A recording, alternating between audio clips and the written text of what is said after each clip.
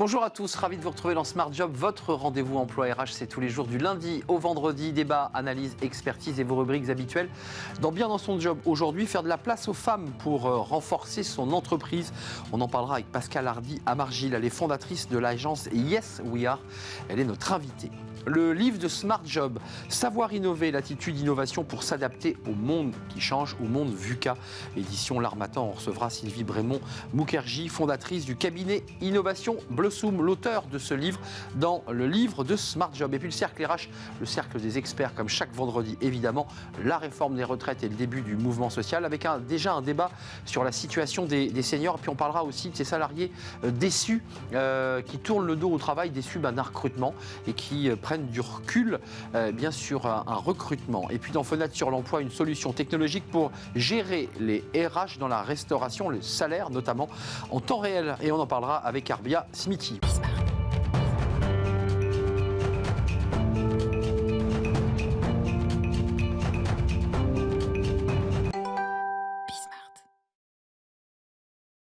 Faire de la place aux femmes dans les entreprises. C'est un sujet qui est au cœur de l'actualité. Vous l'aurez compris, on va parler aujourd'hui de diversité parce que les femmes, c'est un sujet de diversité. On en parle avec Pascale Hardy Amargil. Bonjour Pascale. Bonjour. Comment allez-vous ? Très bien, merci. Fondatrice de l'agence Yes We Are. Vous vous définissez comme une agence de conseil et de communication sur ces sujets de diversité. On n'arrive pas par hasard à créer son entreprise parce que vous êtes une entrepreneuse. Vous avez eu un parcours entrepreneurial. Vous êtes passé par des grandes entreprises. Qu'est-ce qui fait qu'on renverse la table et qu'on crée son entreprise sur ces sujets ? Qu'est-ce qui s'est passé ? Alors en fait au départ, moi depuis toujours j'ai rêvé de monter ma structure, ça fait très très longtemps et j'ai d'ailleurs toujours choisi dans les grandes entreprises dans lesquelles j'ai travaillé des postes plutôt intrapreneuriaux, ce qui explique qu'aujourd'hui... Vous développiez à l'intérieur ? Absolument, alors c'était soit par des lancements d'entreprises, soit des lancements de produits, soit des restructurations, voilà. Et donc... J'ai toujours rêvé de faire ça pendant ces 17 ans de salariat. Et il y a 3 ans, je me suis lancée. J'ai monté ma structure. Effectivement, au départ, plutôt sur des sujets autour des femmes, parce que moi-même, j'étais une femme de 40 ans concernée par ces sujets de leadership. Et puis finalement, le sujet, à travers les pivots de l'entreprise et les années passant, c'est développer plus largement la diversité, puisque finalement, il y a des problématiques communes entre le sujet des femmes et le sujet des minorités au sens large.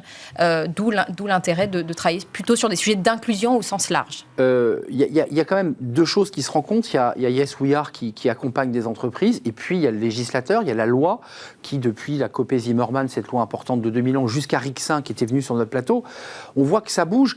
J'allais dire, sur le plan du business, les entreprises sont obligées de se mobiliser et sont obligées d'appeler Yes We Are. Alors, d'appeler Yes We Are, j'espère Vous bien. l'espérez. Elles sont obligées de se mobiliser. Alors, pour les plus grosses, parce que la loi Rixin n'est pas sur toutes les entreprises. Plus de 1000 salariés. Absolument. Donc, ça, c'est une chose qui est importante. C'est effectivement sur les plus grosses entreprises. Donc, il y a des lois qui passent. Vous le disiez, Index Pénico il y a quelques années, loi Copé-Zimmermann, la loi Rixin ensuite, qui sont obligées de se mobiliser. Mais il y a un autre sujet qui émerge, c'est un sujet sociétal. En fait, aujourd'hui, les jeunes, générations notamment, c'est un sujet important pour elles. Un des choix massifs dans la recherche d'emploi, un des choix massifs d'une entreprise versus une autre, c'est une entreprise inclusive ou en tout cas une entreprise engagée. Il y a des sondages qui sont sortis, 3/4 des jeunes en recherche d'emploi vont plutôt aller vers des entreprises qui s'engagent notamment sur les sujets de diversité versus d'autres. Donc c'est intéressant de voir qu'au-delà des lois, c'est un sujet émergent, sociétal, qui est poussé par les individus. Le sentiment d'appartenance est plus fort quand on est dans une entreprise qui pratique cette diversité. Puis il y a aussi l'idée de la productivité, de l'amélioration de la productivité, parce que qu'est-ce que ça produit finalement ? En fait, c'est... Pareil, depuis 10 ans, il y a plein d'études qui sortent sur le sujet. Aujourd'hui, la diversité, c'est un levier de performance. Clairement, c'est un levier d'attractivité, mais c'est aussi un levier de performance. Il y a une étude très intéressante de Deloitte qui est sortie il y a 1 an et demi qui dit qu'une entreprise inclusive, c'est 30% de chiffre d'affaires de plus qu'une entreprise qui ne travaille pas ces sujets de diversité. On est sur une vision très philosophique sur cette question de la diversité, mais vous, dans votre concret de chef d'entreprise, ça fonctionne comment en quelques minutes ? Comment on organise un processus d'accompagnement ? D'abord, j'imagine, vous faites un diagnostic très approfondi. Exactement. Alors effectivement, nous, chez Yes We Are, donc on est une agence de conseil et de communication sur tous les sujets liés à la diversité et aux femmes, et on a 3 piliers d'activité. Le premier, c'est le conseil. C'est ce qu'on appelle Imagine chez nous. C'est vraiment le fait d'accompagner les clients vers une stratégie autour de la diversité qui passe par du diagnostic, de l'audit, des entretiens internes, du benchmark, du décryptage de tendances, tous ces sujets-là. Ça, c'est le premier pilier. Ensuite, le deuxième pilier, c'est ce qu'on appelle chez nous create, c'est la communication. C'est comment on traduit créativement et en com toute cette stratégie. Et puis le dernier pilier qui me tient très à cœur, c'est ce qu'on appelle ACT. C'est l'idée de dire, une fois qu'on a la stratégie et la com, qu'est-ce qu'on fait concrètement en interne ? Parce que effectivement, sinon, c'est du femme washing ou du diversity washing. Et donc là, on accompagne sur beaucoup de sujets d'acculturation. Et puis il y a aussi tout le sujet de donner les clés en interne d'empowerment à toutes ces personnes qui sont recrutées pour assumer leur singularité, leur individualité. Qu'elles existent réellement. Exactement. Qu'elles ne se sentent pas mises sur le côté, bien au contraire. Avant de nous quitter, vous, en tant qu'ancienne manageuse de grandes entreprises, je ne les ai pas citées, mais c'est des très très grosses boîtes. Vous l'avez vécu dans votre chair, cette espèce d'idée qu'à un moment donné, il y a le plafond de verre, que vous n'allez pas pouvoir monter plus haut, que vous trouviez difficilement votre place parfois ? Alors, je ne l'ai pas vécu personnellement. En revanche, j'ai senti des changements à partir du moment. J'ai senti des changements à partir du moment où moi-même je suis rentrée avec des enfants. Donc le congé maternité a été quand même un vrai game changer. Ça, c'est vrai. Et puis je l'ai constaté autour de moi. Il suffit de regarder les COMEX aujourd'hui, le pourcentage de femmes. Ça s'améliorera avec la loi Rixin. Ça s'améliorera, mais ça prendra du temps. C'est ce que je dis toujours à nos clients. C'est de la transformation. C'est important de l'avoir en tête. C'est de la transformation. Donc c'est du temps, c'est des ressources humaines, c'est des ressources en temps et en financier. Donc c'est important d'avoir une stratégie long terme. Merci Pascale Hardy-Amargil, entrepreneuse audacieuse, puisque vous savez que c'est le punchline de Bismart, fondatrice de l'agence Yes We Are. Si vous voulez travailler, avancer sur ces questions de diversité, eh bien c'est vers Yes We Are qu'il faut se tourner. Merci d'être venu sur Merci de m'avoir reçu. Voilà, c'était bien dans son job sur la place des femmes dans l'entreprise. Tout de suite, eh bien, c'est le livre de Smart Job et on accueille l'auteur de ce livre passionnant.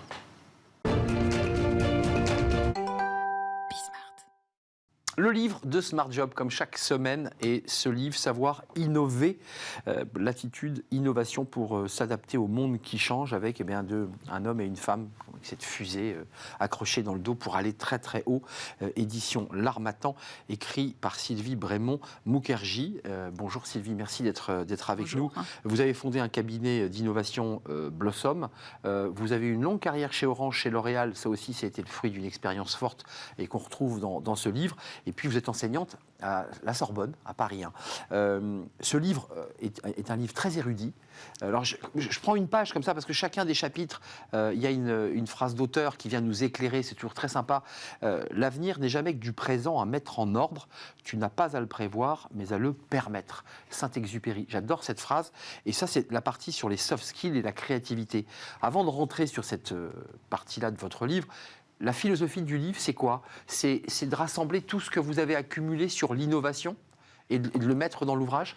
Oui, tout à fait. C'est vraiment un ouvrage où je délivre une expérience de nombreuses années et qui est double, qui est une expérience à la fois d'innovation et une expérience de développement personnel, de coaching, au travers du cabinet Innovation Blossom, où là j'ai fait plus de milliers d'heures de coaching.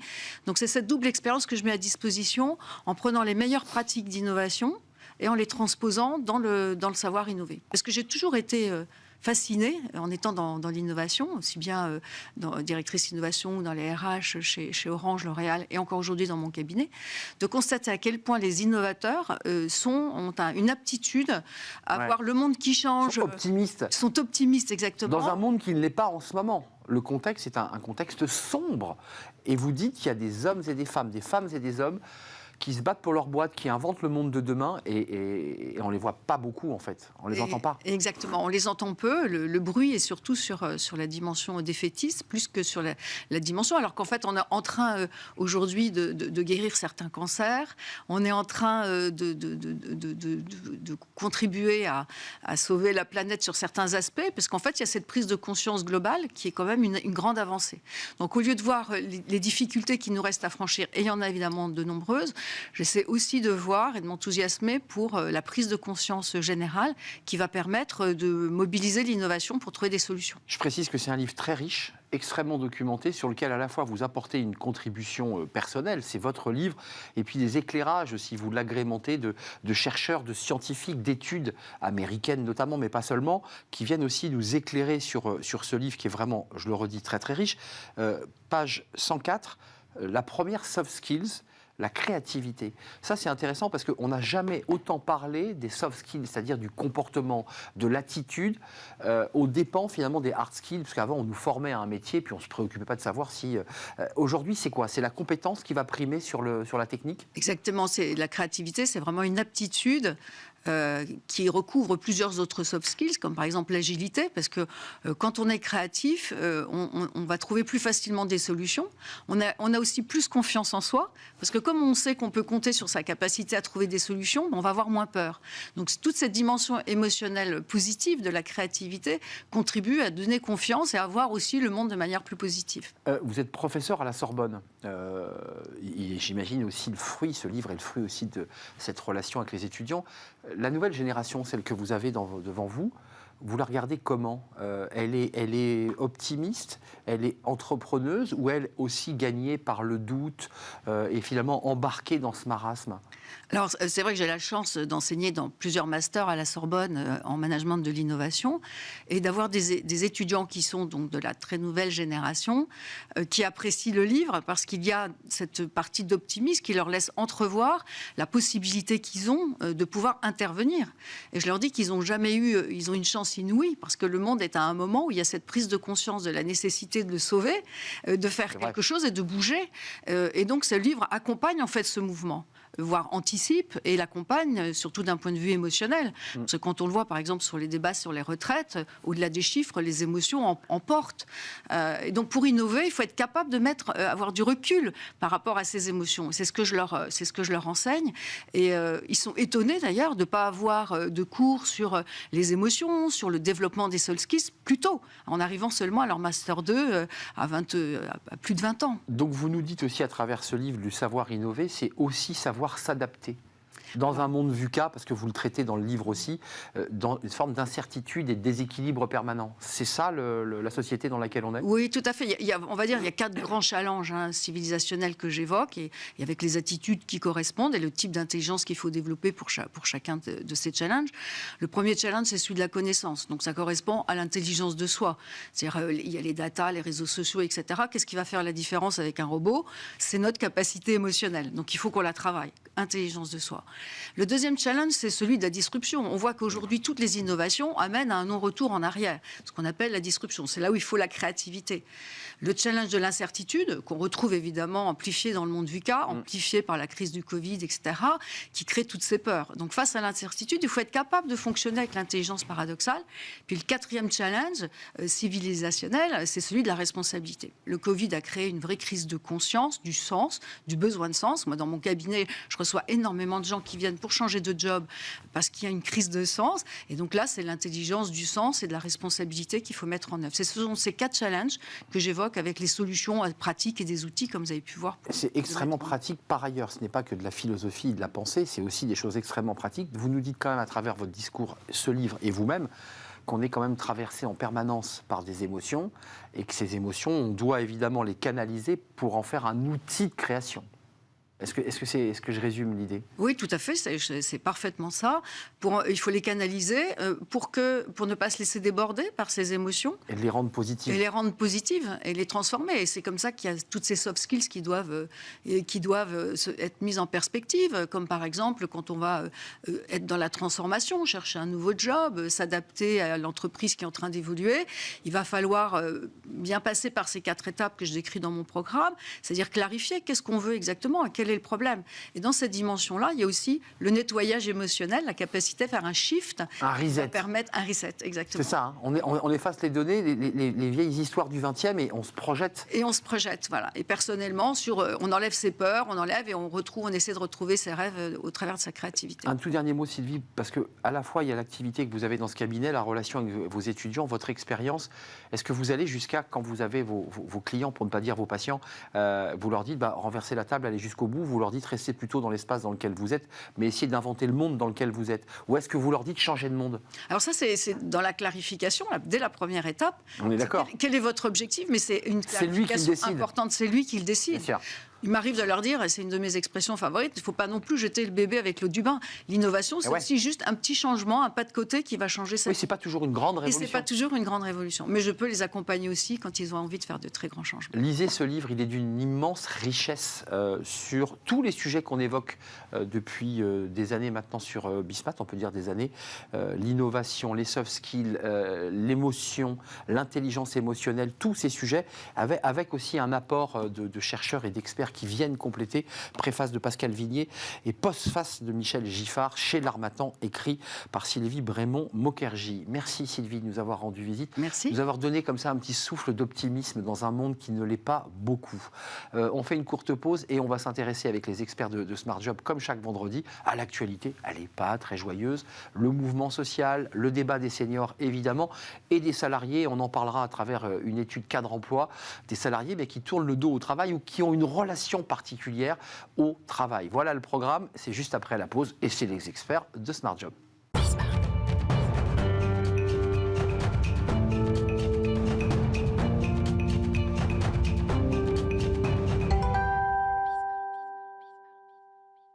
Le cercle RH et les experts de Smart Job, comme chaque vendredi, pour examiner l'actualité. Alors évidemment, elle est sous le sceau du mouvement social, des grèves reconduites de ce mouvement social. Et puis on fera un focus sur les seniors, parce qu'on nous dit que c'est peut-être une des clés autour de l'âge de départ de ces seniors et de la manière dont on les accompagne le plus longtemps possible. Et puis on parlera aussi de cette étude cadre emploi. Elle est intéressante, elle fait écho directement à ce débat autour des retraites. Travailler plus longtemps, mais pourquoi faire ? Est-ce qu'on a envie de travailler plus longtemps ? Cette question est posée par Cadre Emploi. Avec nous, et très régulièrement avec nous d'ailleurs, Marine Balançard. Bonjour Marine. Oui. Je vous souhaite une très belle année, car on ne s'est pas vu, me semble-t-il. Et si je ne vous l'ai pas souhaité, je vous la souhaite très belle.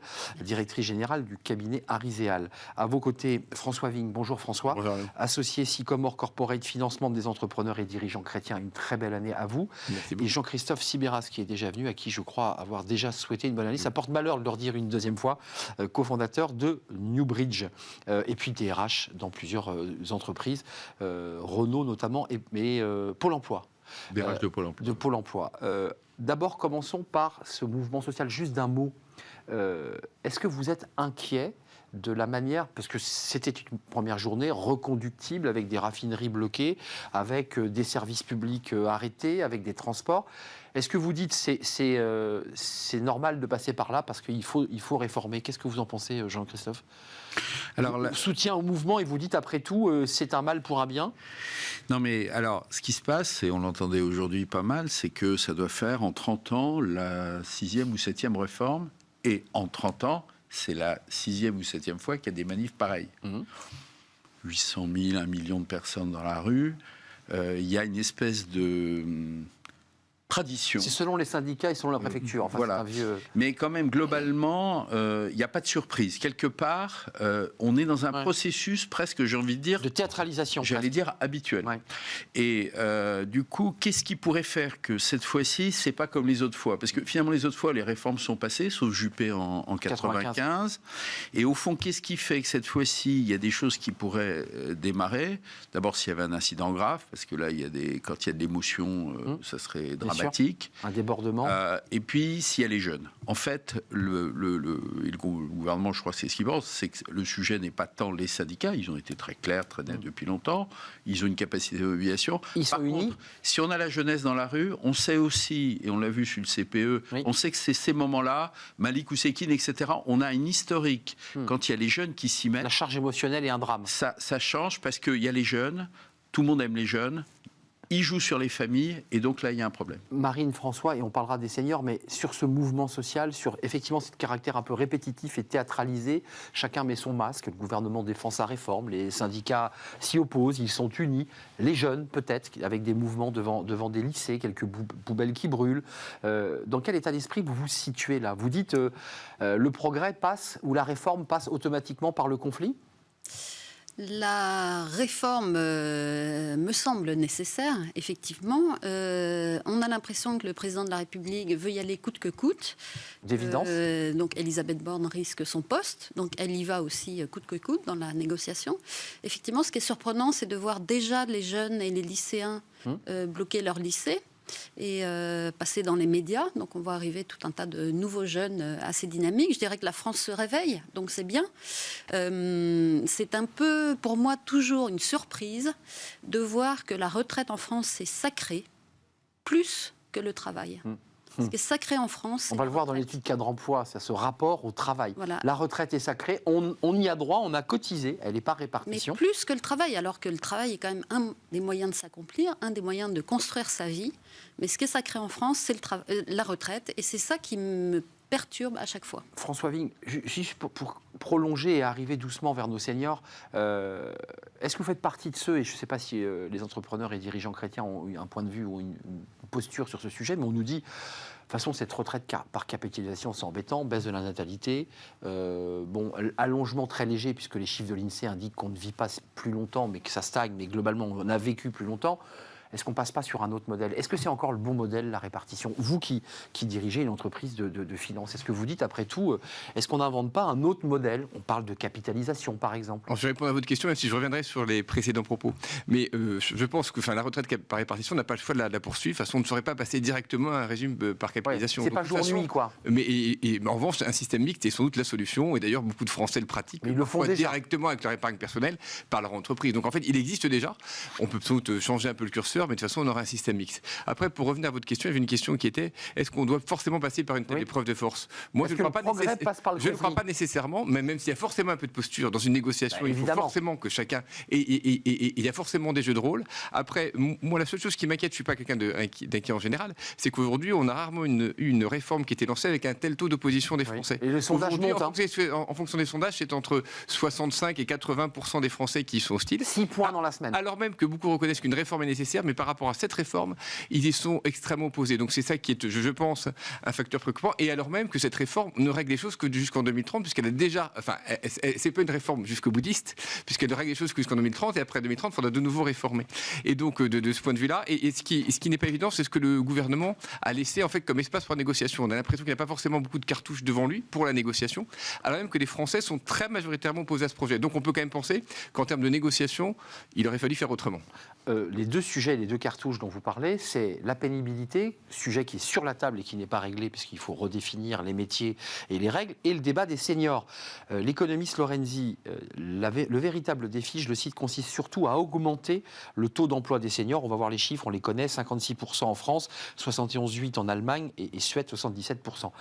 Et je vais vite arriver à l'étude cadre emploi. Il faut les faire travailler plus longtemps, nos seniors, parce que quand on sonde les cœurs, enfin vous les sondez dans les dîners, vous les sondez chez vos proches, et que vous demandez à des seniors, est-ce que tu rempiles 3 ou 4 ans de plus parce que c'est utile? Moi, on me répond souvent non. Ouais, mais... Enfin, très souvent, on me dit non, j'ai pas envie. Des seniors qui ont des situations très enviables. Hein. Oui. Je parle pas des premiers de cordée, les premières lignes. Hein. Oui. D'abord, chaque fois qu'on a bougé l'âge, il y a eu un effet, ce que les économistes appellent l'effet horizon, c'est-à-dire en réalité, les comportements s'adaptent au report de l'horizon qui est l'âge.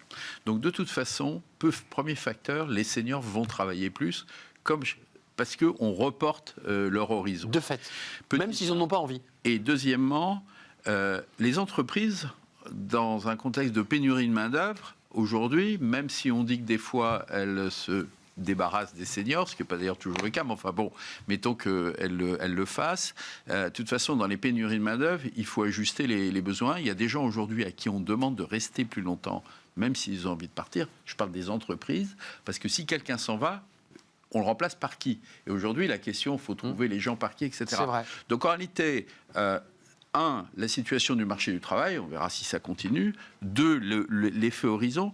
Et puis je voudrais quand même insister sur un truc, c'est que s'il y a des gens qui partent avant l'âge de la retraite, qu'est-ce qu'ils font? C'est qu'aussi aujourd'hui, il y a eu quand même des pratiques, y compris à la demande des salariés, de bien vouloir passer un peu à l'assurance 2 ou 3 chômage, ans, bien sûr. faire un peu une soudure. Donc là aussi, l'effet horizon, c'est lié au fait que de toute façon, les systèmes de chômage, ils se reportent aussi, et donc tout ça va glisser. Qui plus est, il y a une réforme de l'assurance chômage en ce moment, c'est pas par hasard qu'elle arrive aussi en ce moment, qui tend à réduire de 6 mois, comme on le sait, quand on est inférieur à 9% de chômage, ce qui est le cas aujourd'hui, et c'est sans doute durable. Du coup, effectivement, cette période de soudure possible entre la retraite et un bon niveau de chômage, elle va se réduire. Donc de toute façon, je veux dire, mécaniquement, l'emploi des seniors va se renforcer, indépendamment des mesures qui sont prises et qui sont bonnes pour essayer d'améliorer la pénibilité, les conditions de travail, etc. Est-ce que c'est le rapport au travail, Marine et François? Est-ce que c'est un rapport au travail, c'est-à-dire dans le statut avec lequel on va au travail, moins de salariat, plus d'indépendants? Est-ce que les entreprises ne savent pas donner envie à leurs cadres, à leurs seniors de continuer l'aventure? C'est quoi le sujet là qui est sur la table quand on nous dit qu'il y a un sujet senior? Moi, en tant que femme, je peux vous dire que les femmes sont encore moins privilégiées ou encore plus atteintes par les départs, par les carrières hachées. On dit les carrières accidentées parce qu'on a des enfants, etc. Mais il faut dire des carrières très riches plutôt. On a des carrières. Qu'est-ce que c'est vilain comme mot? Mais les premières à partir dans les plans sociaux ou à partir à la retraite anticipée, poussées par l'employeur, c'est quand même aussi les femmes. Dans les plans sociaux, il y a les seniors et les femmes qui partent. Donc voilà. Mais moi, voilà. François, je vais vous soumettre l'étude cadre emploi où quand même les Français, 7 talents sur 10 prêts à refuser une offre d'emploi en raison d'une expérience de recrutement négative, ce qui répond à ce que dit Jean-Christophe. Et puis en bout de chaîne, il y a des Français à 70% qui disent je ne vis plus pour travailler, donc ce qui nous renvoie au débat de la retraite, mais je travaille pour vivre, pour libérer du temps, faire des loisirs, m'occuper de mes enfants. Mais ça n'a rien à voir avec la relation au travail qu'avaient nos parents, nos grands-parents, qui étaient je travaille, je fais mes études et je travaille pour vivre. Je pense quand même que ça fait très longtemps que les gens travaillent avant tout pour vivre. Enfin, parce qu'au 19e siècle, etc., et même dans les fermes, on travaille aussi pour vivre. On travaille d'abord pour se nourrir et pour vivre. Donc ça reste quand même un élément fondamental. Après, dans une société. Oui, là, vous prenez au sens propre du mot. Mais dans une société où on a beaucoup plus globalement de moyens, où le niveau de vie s'est élevé, il y a des loisirs. Et donc maintenant, il y a un arbitrage entre travail et loisirs qui n'existait pas autrefois. Mais là, on n'avait pas l'arbitrage. Mais juste pour revenir quand même à la question des retraites, on s'était quand même habitué depuis 40 ans, on avait habitué les Français, il y avait un consensus mou autour de la pré-retraite. Les salariés étaient d'accord, l'État était d'accord, les entreprises étaient d'accord. Donc tout le monde était d'accord là-dessus. Et c'était une façon de traiter le chomage à l'époque. On a fait ce choix pour traiter le traitement social du chômage d'après-retraite. Maintenant, il faut déshabituer les Français à ça parce qu'on les habitue à ça pendant 40 ans. Il n'est pas étonnant qu'ils résistent. On leur a dit pendant 40 ans, c'est la solution. Après, quand on s'intéresse aux solutions, il y a 3 choses sur le travail des seniors. Est-ce que moi je suis une entreprise, est-ce que je garde mes seniors? Est-ce que j'embauche des seniors? Est-ce que ça m'est utile? Excusez-moi, mais est-ce que je garde mes seniors ou est-ce que je les fais sortir en me disant je préfère les remplacer par des jeunes? Est-ce que j'embauche des seniors, qui est aussi un autre choix, ou est-ce que je n'embauche que des jeunes? Je n'embauche pas après 45 ans parce que j'ai pas envie d'avoir des gens trop vieux. Et il y a par ailleurs une autre question, est-ce que mes seniors ont envie de rester chez moi? Enfin, ça, c'est... Vous voyez, c'est la question que je pose. Mais ce sont 3 questions qu'il faut régler, sachant que aux EDC, je suis en charge de la revue également des EDC, et on fait un numéro sur le travail des seniors. Et ce qui était très intéressant, ça fait... Donc vous avez expertisé le réseau. Mais ça fait 3 semaines à moi, et pas simplement le réseau. Et en fait, on trouve très peu d'entreprises qui ont pensé, qui ont une politique véritable. C'est l'impensée de beaucoup d'entreprises. Évidemment. Autant il y a une pensée sur les jeunes, il y a des stratégies, il y a des stratégies sur la diversité, mais en revanche, ça n'inclut pas les seniors. Et aujourd'hui, il y a tout un travail à faire. Et ce qu'on peut penser, c'est qu'il aurait fallu, ce qui aurait été utile pour faire passer la réforme, c'est régler ce point avant. Parce que beaucoup de Français sont inquiets, ils se disent, ça va être un miroir aux alouettes, en fait, je vais me faire avoir, parce qu'on va me... Je vais quand même bosser 2 ans de plus. On va me reporter mon âge, mais en fait, je ne pourrais pas travailler, donc du coup, je vais partir avec des droits plus faibles. Et on aurait réglé ce problème, je pense qu'on aurait aidé les Français à mieux comprendre et à mieux accepter cette réforme. Donc, vous répondez à la question du débat qui est un des éléments clés peut-être de la résolution, je ne sais pas où ira le mouvement social, mais ça, on a inversé. On aurait mieux fait de commencer par régler ce sujet, de préparer les Français, de les mettre dans une dynamique positive, plutôt que de traiter le sujet après. Mais sinon, on a toujours l'impression de perdre. Sur mon rapport, je travaille pour vivre et je vis pour travailler. Alors, je me suis fait évidemment remettre à ma place, parce que c'est vrai que dès le 19e, évidemment, il n'y avait pas d'autre issue qu'on travaillait évidemment pour subvenir à ses propres besoins élémentaires. Mais aujourd'hui, la société s'est modernisée. On part en vacances, on a des loisirs, on est engagé dans l'associatif, et des Français disent pourquoi je ferais plus? Et on a dit pendant 3 ans aux Français, restez chez vous plutôt qu'aller au travail. Exactement. Non, mais il y a aussi l'effet Covid qui fait que les gens ont réfléchi autrement au rapport au travail. Ce qui est vrai, c'est que la France se caractérise par cet immense système de solidarité, retraite, chômage, etc., et qui est en fait de bon niveau quand on compare les niveaux de retraite, quand on compare les niveaux de chômage, c'est-à-dire le revenu que vous touchez si vous ne travaillez pas. Je savais que vous alliez arriver sur le sujet. Donc les gens, il faut un arbitrage. Bah oui. Si je travaille, je gagne tant. Tiens, je commence à être un peu fatigué, etc. Je gagne un peu moins. Et puis, j'ai moins de charges, les enfants sont plus là, la maison est payée. Je fais de l'arbitrage. Donc, c'est pas complètement illogique. À un moment donné, les gens se disent, moi, ça fait 30, 40 ans que je trime. Et puis, finalement, voilà, si mon entreprise, en plus, n'a pas une politique très dynamique... Ou même que je bosse, d'ailleurs. Enfin, tout simplement. Voilà. Et donc, bon, après, très honnêtement, moi, j'ai parti d'une génération, mais pas si vieille. En 2009-2010, le gouvernement nous a dit, les grandes entreprises, négocier des accords seniors. Donc, on l'a fait il y a une dizaine d'années. On y arrive, le traitement social. Mais c'était vachement intéressant. Premier truc, les salariés ont horreur qu'on dise vous êtes senior. Premier truc. Donc, vous partez à la casse, quoi. Donc le DRH, il arrive. Moi, la première chose que j'ai fait, c'est enlever le mot senior de l'accord. J'ai mis dans mon accord, on a quand même négocié, on a trouvé un accord, on a mis seconde partie de carrière, de manière très... C'est pas mal, voilà. C'est pas mal. Et puis effectivement, voilà, et donc, bon... Et puis vous voulez pas les conseiller, Elisabeth Borne deux, on s'est dit aussi, effectivement, on avait quelques indicateurs. Alors je crois qu'il y a un indicateur qui est très très important, c'est la question de l'accès à la formation, parce que malgré tout, les entreprises, ça bouge. Donc effectivement, on a été très très vigilants, etc. Après, on s'est dit aussi...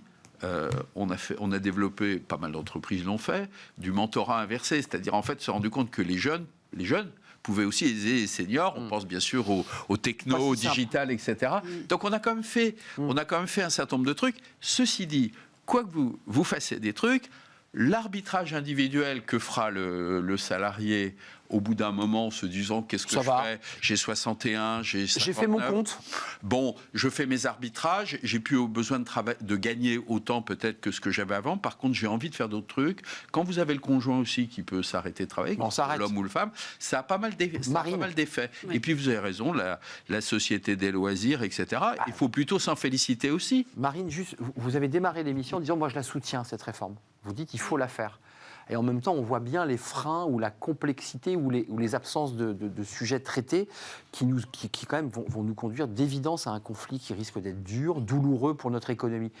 Vous êtes toujours, vous soutenez toujours cette réforme, malgré le contexte. Je ne dis pas que sur le fond, elle n'est pas à faire. Mais il faut la faire, puisque l'espérance de vie fait que bientôt, on va être plus longtemps. Je suis allé voir les chiffres de l'INSEE, on ne progresse pas, on ne vit pas plus longtemps, on stagne. En revanche, on a moins d'enfants.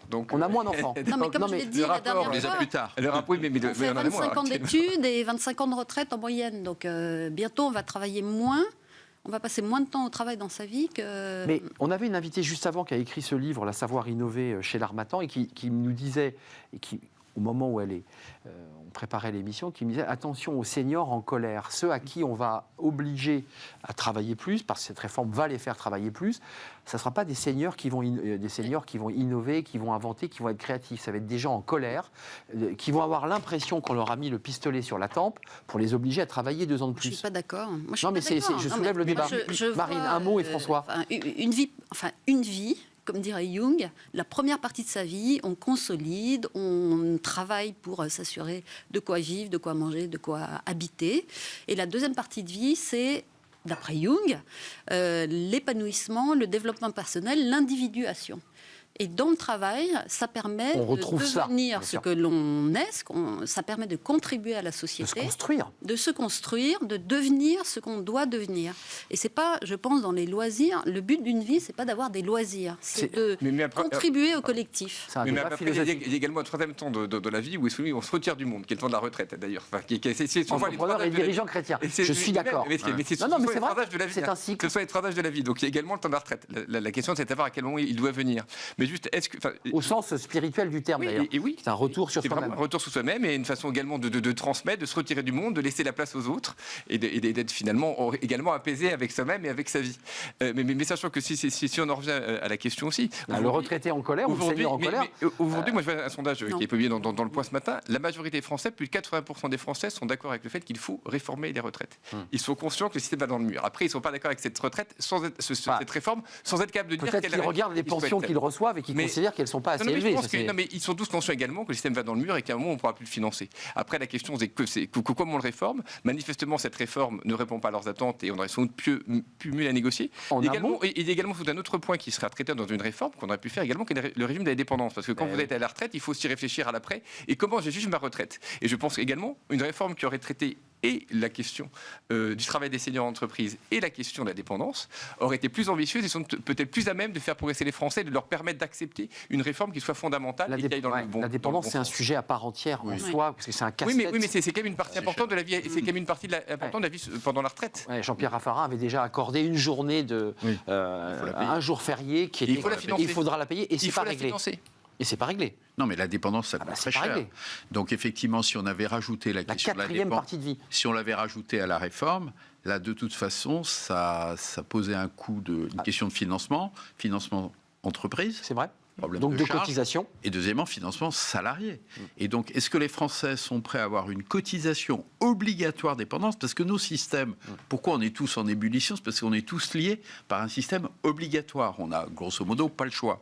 Et donc, si on mettait la dépendance là-dedans, ça voulait dire qu'on avait réglé la question de savoir si on est tous d'accord pour rendre obligatoire et de faire des cotisations obligatoires d'un système sur solidaire. La dépendance. Moi, j'attends de voir le référendum sur le sujet. Oui, mais il y a quand même un vrai problème qui se pose, c'est la situation des EHPAD entièrement d'accord. Est un vrai problème. Et les Français sont pas un débat assurantiel.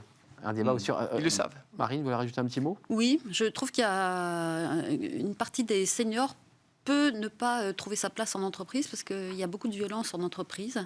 Et je pense que les entreprises gagnent à repenser aussi le rapport avec les salariés. Et je dis ça le bien parce vivre et le bien-être. Voilà, on voit les burn-out qui sont multipliés par 3 actuellement. C'est vrai, avec des chiffres terribles de l'OMS. 40% des managers disent qu'ils sont en mauvaise santé psychique à cause du travail.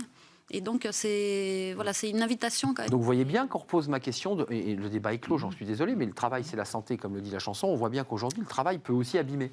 Et donc, ce qui inquiète probablement un certain nombre de salariés. Oui, c'est les deux. Mais il y a un gros travail à faire au niveau des managers, formation des managers. Merci. Mais n'oublions pas les gens qui travaillent dans des conditions pénibles, parce que tout le monde ne rêve pas forcément que le travail est épanouissant. Quand vous êtes cassé par le dos, par l'usure physique, par le poids des charges, c'est un vrai sujet.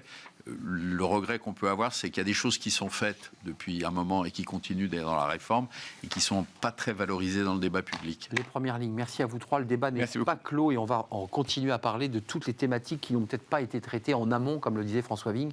Et on parlera de la pénibilité, ce qui est un autre sujet casse-tête. À quel moment on part? À quel moment notre métier est pénible? Alors là, évidemment, même les secteurs tertiaires commencent aujourd'hui à revendiquer. Les syndicats du tertiaire disent, mais nous aussi, on a une pénibilité. C'est qu'il y a des enseignants par ailleurs, par exemple. Exactement. Merci à vous. Merci Marine Balançard, DG cabinet Ariséal, avec des articles passionnants sur décider et le moment où l'on décide, qui est une des réflexions que vous menez depuis plusieurs années, si je ne m'abuse. Merci à Jean-Christophe Sibéras d'être venu nous rendre visite, cofondateur de Newbridge, et François Vigne, associé Sycomore Corporate, et l'un des membres éminents des entrepreneurs et dirigeants chrétiens.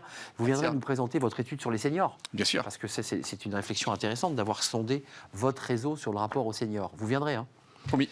Merci à vous. On termine notre émission avec Fenêtre sur l'emploi et on accueille évidemment notre invité.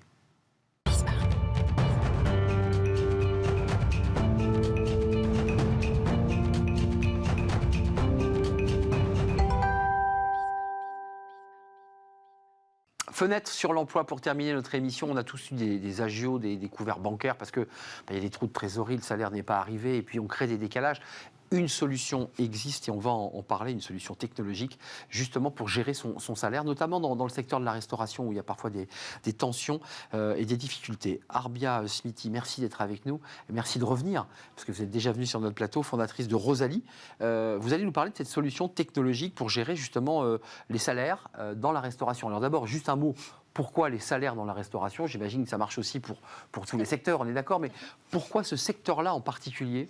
Non, enfin, nous, on s'adresse surtout on appelle ça les secteurs des ouvriers, des cols bleus. Et ça couvre la restauration, l'hôtellerie, la grande distribution, le transport, la logistique. Les premières lignes, ce qu'on a appelé les premières lignes. Exactement, parce que c'est les gens, justement, qui recourent systématiquement aux découvertes bancaires, les prêts à la consommation chaque mois. C'est les gens qui contribuent aux 7 milliards d'agios payés chaque année, en fait, aux banques, ce qui est énormissime. C'est les gens qui payent, justement, les 26 milliards aujourd'hui de taux d'intérêt sur des microcrédits chaque mois pour, justement, payer leurs imprévus en attendant leur salaire à la fin du mois. Et donc, avec Rosalie, on apporte une solution qui est une alternative plus éthique, plus responsable et gratuite qu'à ces découverts-là, en leur donnant accès à leur salaire en temps réel. 60% des Français ont déjà été à découvert et 49% des salariés français aimeraient recevoir leur salaire à la demande. C'est exactement la proposition que vous faites. sur le plan technologique, ça marche comment? Vous implémentez au RH, c'est-à-dire au RH versus salaire, et là, le salarié peut lui-même aller chercher, on est bien d'accord, son salaire. Nous, on vend vraiment aux entreprises. L'outil, hein. L'outil, il donne accès en fait à leurs salariés. Le salarié télécharge notre application qui s'appelle Rosalie, rosalie.com, n'importe où, et il se connecte et il voit en fait afficher son salaire en temps réel. Ça, c'est la révolution qu'on fait, c'est qu'on arrive à lui dire le 3 du mois, vous avez gagné, je ne sais pas, 300 €, l'équivalent de 3 jours de travail. Le 10 du mois, vous avez gagné tant.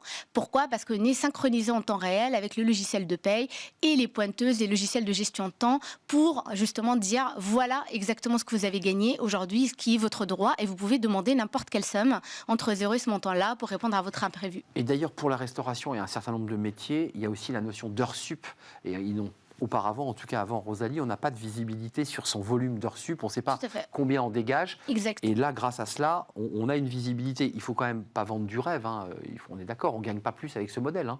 Non, en fait, on est vraiment sur la flexibilité. Voilà. La flexibilité d'accéder à son salaire, un acompte sur salaire ou son salaire gagné quand on le souhaite, pour répondre justement à ses urgences, ses factures, au lieu de contracter encore plus des agios qui les rentrent dans un cercle d'endettement. Ça n'a rien à voir, et même si beaucoup de salariés font appel, avec des avances sur salaire, parce qu'auparavant, on allait voir du crédit. C'est du crédit, on allait voir sa RH, on dit est-ce que je peux avoir la moitié de mon 13e mois au mois de septembre? Ça n'a rien à voir. L'acompte, c'est vraiment un droit et c'est une obligation légale à toute entreprise. Donc toutes les entreprises doivent accepter n'importe quelle demande d'acompte d'un salarié pendant le mois. C'est juste que les entreprises le font aujourd'hui de manière longue, fastidieuse, manuelle. Et donc nous, on transforme ça en solution gagnante pour les deux parce que c'est beaucoup plus simple. Et comment on fait ça? C'est en faisant des partenariats.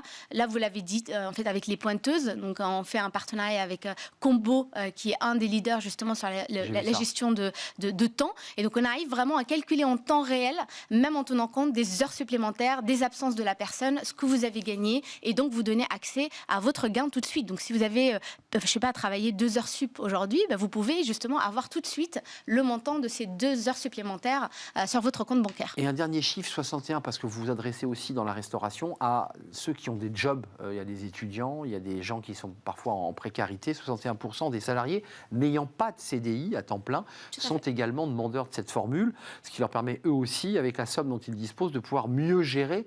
Est-ce que les retours entreprises, vous les avez?